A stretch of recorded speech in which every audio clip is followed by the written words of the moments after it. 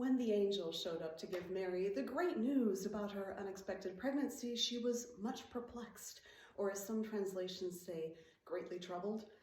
The Greek word used by the author of Luke is diatarasso, which can also be translated greatly agitated, which is why the messenger, that's what an angel is, told her, do not be afraid.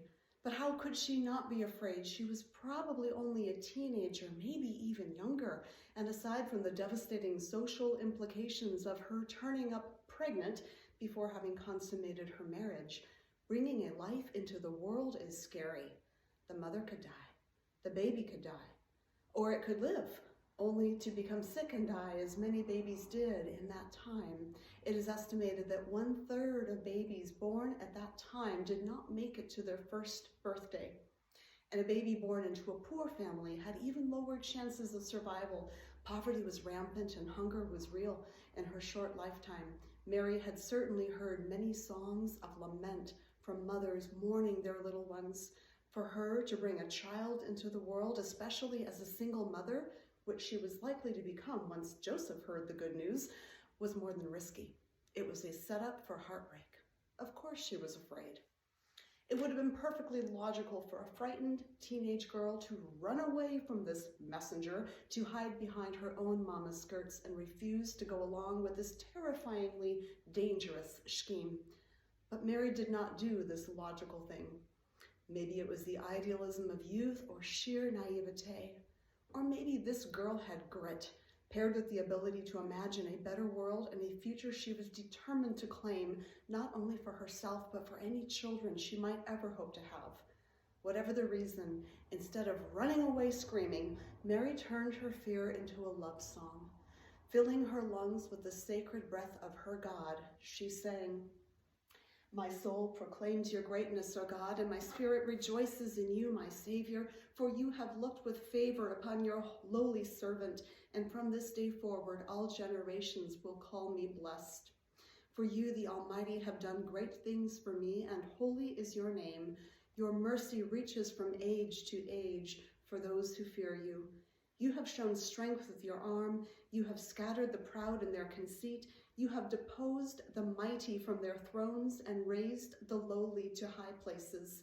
You have filled the hungry with good things, while you have sent the rich away empty.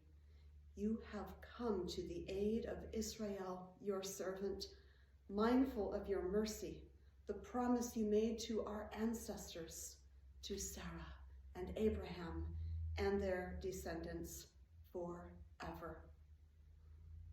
As quoted in the first chapter of Luke, verses 46 through 55. Mary's song. We sometimes imagine Mary as meek and mild, a simple girl who just trusted in God that everything would turn out all right for her and her baby. But her song is that of a prophet, proclaiming God's love of justice for the poor and marginalized. The girl who would sing cradle songs to baby Jesus began her pregnancy with a song of protest against the injustice of a world in which poor children did not have enough to eat. In accepting her role as mother of the Son of God, Mary also became a mother to the world, so beloved to God. Mary's heart expanded to magnify God's love for the world expressed through Jesus. She could have taught her precious little boy to keep a low profile and save his own skin, but instead she taught him how to speak out on behalf of the people God wished to save from a sinful world that trampled the poor under the chariot wheels of the rich. Mary knew that divine justice looked like lifting up the downtrodden and getting food into hungry bellies, so she raised a kid who would grow up to feed multitudes of people and invite the outcasts to the good parties. She knew that no one would pay much attention if she, a country girl from the backwater of Nazareth, started asking people to take better care of their poor neighbors, but she could teach her son to do it. As a first-century Palestinian woman, that was her best chance. It really was a weak plan, if you think about it. It's amazing anything came of it, that Jesus even survived his first fragile year of life, and that Joseph decided to adopt him as his own son, giving him the Davidic pedigree that people expected their Messiah to have. Of all the many things that could have and probably should have gone wrong, it is a miracle in itself that Jesus even lived. Today we recognize the gift of love that gave him life, the gift of Mary, whose heart swelled with love for a broken-hearted world.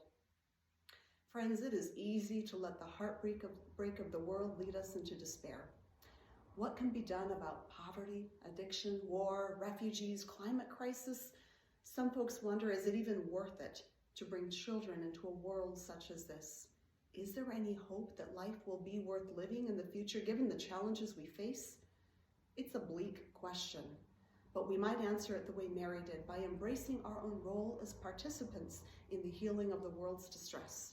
And we must, especially those of us who have brought children into the world, for as parents, that is our calling, to look out for the children, and not just the ones we call our own, but all of them, because there really is no such thing as other people's children. I recently listened to a beautiful interview with Christiana Figueres, a Costa Rican diplomat who was instrumental in working out the Paris Accord. She spoke with interviewer Krista Tippett of her deep love for the many wonderful creatures of the world, including one particular species of frog she loved to see when, as a little girl, her parents would take her to explore the rainforest. When she grew up and became a parent herself, she took her little girls to show them this magnificent, charming creature, only to discover that it had become extinct, one of many species whose habitat was impacted by human-influenced climate change. She was heartbroken that such a beautiful thing was no more, and that her daughters would live in a world becoming increasingly impoverished by the mass extinctions that are already happening. She couldn't let this be. Her heartbreak for her children's future sparked a greater realization that in becoming a mother to her own children, she had also become a mother to all the children of the world, even the ones from future generations. And what does a mother do? Succumb to despair? No.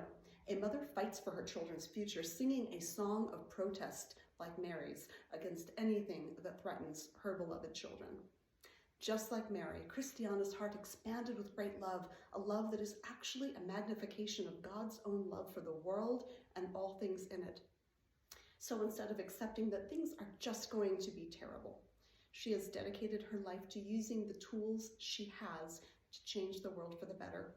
She points out that we still have a chance to create a future worth living for future generations, and we actually have the ability to do it.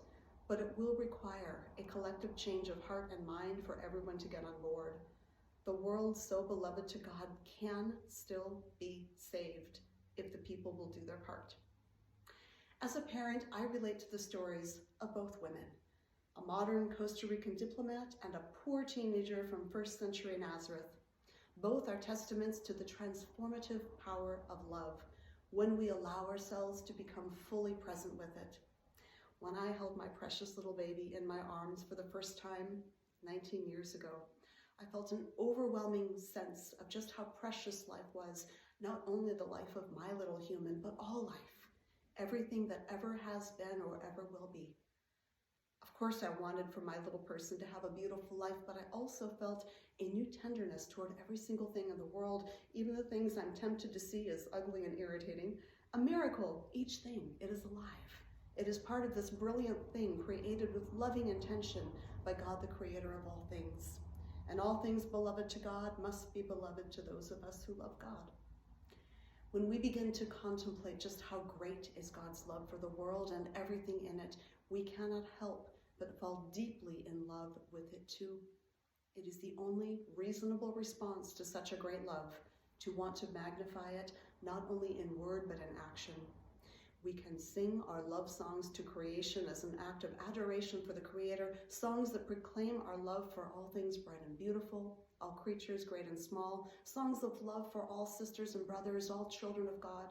But those songs must also be the soundtrack of lives lived in service to all that is beloved to God. Each of us has a part to play, and our actions or our inactions will have consequences, either way. As Mary's story teaches us, there is a solution to the things that we find perplexing, troubling, or even terrifying. The antidote to fear is love. If God's love is what got the world going in the first place, it is God's love magnified through us that will keep it going for generations to come. As the angel told Mary, nothing will be impossible with God. Let us respond like Mary. Here am I, the servant of the Lord. Let it be with me according to your word. This word is love, our guiding light today and always. In the name of Christ, may it be so.